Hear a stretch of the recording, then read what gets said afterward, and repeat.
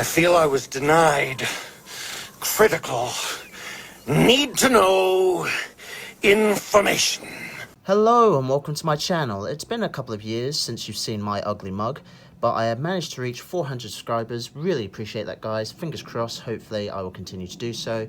So I wanted to go back to my roots today and do an Airsoft Ideas Part 8, which has been 2 years since my last video. And in that 2 years, I've actually come up with a few ideas. So let's get straight into this. Right, here is my S&T Mosin Nagant. As you can see, I've already modified it. This is just the basic standard right here. I'll get that up to the camera with the lighting, hopefully you can see that. So in there is some anti-slip fabric with a tri-Picatinny rail shotgun and the thread adapter itself. So I'm going to put that down without hopefully breaking anything. Now, the good news is I have tested this out. First of all, I had it facing that way, so I had the option for up, right, and down below, no left, but I found that was not the best way, so that's why I've got top, right, and left. And the good thing is you can look down your iron sight and you will not be affected. There may be a little bit of a square showing up, but it's not going to affect you unless you want to blame it on that. In particular, you could possibly use these as an alternative. Let me grab them. These, so this one particularly slides further down. This one can only reach to a certain point, but again, further down. The only downside is, if you can see that with the lighting, apologies for the lighting, is that sometimes that will block your sight. And as all airsoft sights say, you need to look down your sight. So let me put those down to the side there. Next, okay, so you've got options here. So I bought the thread adapter off a UK shop. I'll put a link in the description down below. I had this originally, funny enough, on my AK, but I transferred it over, and the anti-slip fabric, which again was dirt cheap, I cut it up and fit it in. It's not easy to do, but it's not hard to do either, and making sure nothing gets in the way. So what attachments am I looking at? Well, very basic ones. So I've got a small little tracer here. It does screw on. I will show this in a video later on, and it doesn't fully screw in, but it reaches up to here and does a good job. There's a few times when I've been testing it out that it will shoot, but sometimes might miss one. It may show up a little bit, but not fully sometimes. But again, due to the design and everything, it's better than nothing if you want to take that in for a CQB game or a night game, so options there. You could get a bigger tracer, but what's the point with a Mosin Nagant that's so long already? So I'm going to put that down there. A scope cam. Obviously, I'm doing a bit of DIY work. This was bashed in last time, and I'm fingers crossed going to try this out for a game tomorrow. Red alert. So you can have it on the right, you can have it on the left. Again, whether you're left-handed or right-handed, you want preference. If you want to put it on the top, it's going to block your iron sight, and even if you have one of those elevated Picatinny rail sights, it will still block your vision, so there's no point putting it there. So just bear that in mind. A flashlight, again, for outdoor games or CQB, you can have it on the right or the left, forget the top. You can have the paddle attachment, but it doesn't go all the way down, and well, you're not going to reach it anyway. So interestingly enough, you can operate it by bringing it in, or with your arm length reach the button. That's the only way I've seen you can do it, obviously from my testing. And well, again, options, very important. Next, the main part itself, the thing I've been working on, is right here. This is the Mosin Nagant Airsoft version bayonet. Now you're probably thinking, well, why didn't you buy a real one? Well, not a real one, but an airsoft one. And the simple reason is, trying to find these in the UK is near impossible unless there are a few collectors out there that want to get rid of them. And they're plastic, so some sites might say no, because obviously you need that sometimes at sites for it to bend, obviously, for it to be allowed. So you can find them in the, well, in Europe and America, of course, and anywhere else that sells them. The only downside, thanks to Brexit, is you pay more for the postage, so you're paying 2 or 3 times the value for the postage than the actual item itself. That is criminal.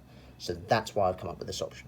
So this is from Rubber Johnny's, and if you live in the UK, you know what that terminology means. It's a good little joke. I've got a lot of stuff from them. They do actually some really good looking props. I wish they sponsored me for this video and all my other props. But nevertheless, so this is a screwdriver. I believe this is 10 to 12 inches long. I do apologise if that is incorrect. Nevertheless, it's not as long as a real Mosin bayonet, but at least you've got an option for that. So you can operate it like so. Reverse grip, forward grip. Again, if you need to, has a last ditch effort. This is a spring operated attachment with some camera tape wrapped around, so anything that's lying around, or color preference, your choice.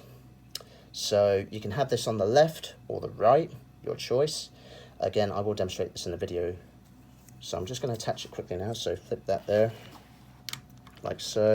Normally it would be on the right side anyway. So again, for left-handers, it's easier to operate this, being for the right hand, freehand.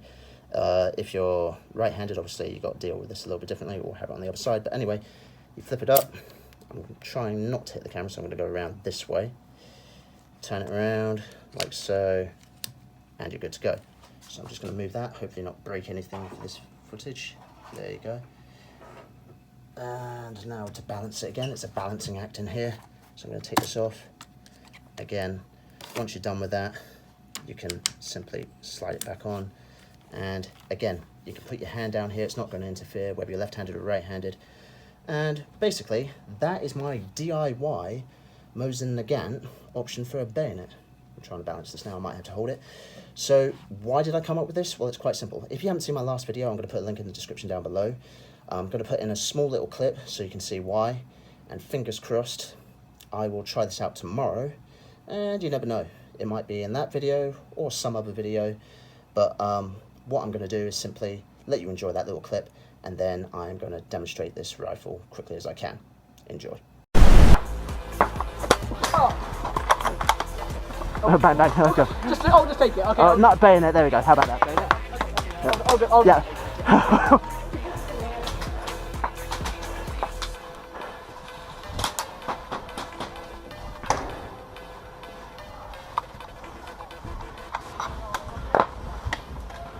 Hi guys, hopefully you can hear me. Apologies for cars in the background. Okay, I'm out here, it is cold. I'm wearing my top that I haven't worn in 2 years out of respect, and this hoodie also has sentimental value from someone very important to me. Now, I have my Mosin right here, as you can see. So naturally, flip up, like so, quick and easy to go. I say that, there we go. And you're good to go for a bayonet charge. Obviously be careful when you're doing this sort of thing like me. I have my flashlight here, you could put the scope cam here, again, all types of variation combinations. Again, you could even put a laser or even whatever you want to. So what I'm going to do is I'm going to fire this to the tracer. Okay, so I've got the bright light here, so what I'll do is hopefully I'll get this into focus to show you my tracer rounds going off. Then I'm going to turn the light on, off, and then obviously put the flashlight on instead. So bear with me 1 second. Also a few little tips, this is not loaded, okay? So I just wanted to go through this very quickly. So I'm going to show it from the, how can I put it, my left-hander's perspective. Okay, so from here, you reach to the bolt, okay? You can do it like so, like normally, and then pull back and fire.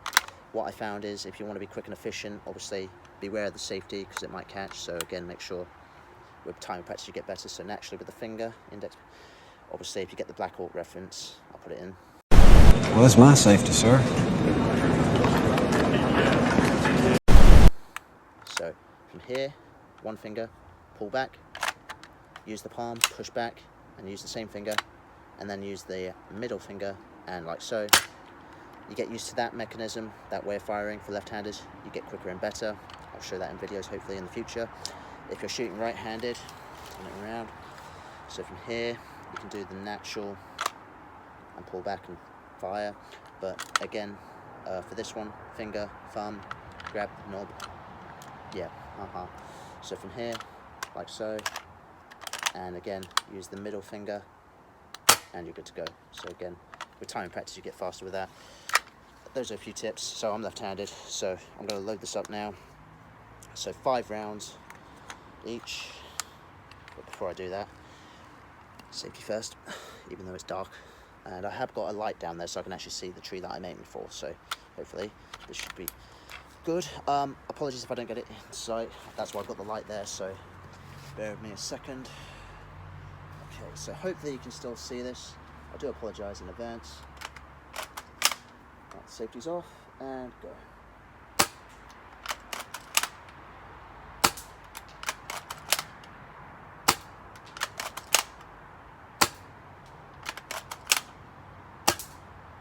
So on that last one, I don't think you saw that one. Again, apologies if I didn't get it into view.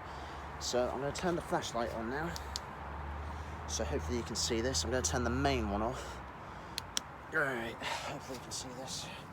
So apologies again. Oh, that's better. And here we go.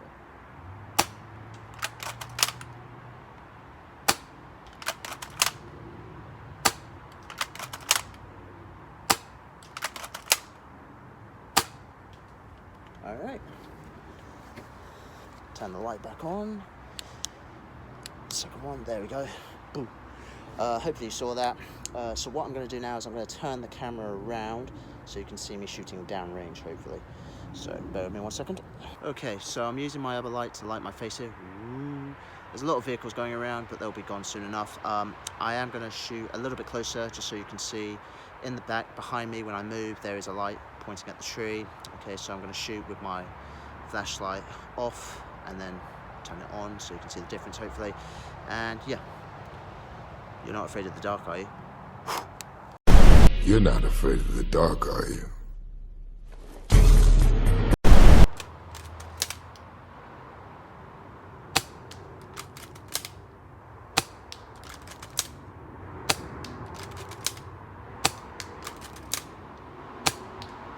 Right, flashlight on now. Let's see.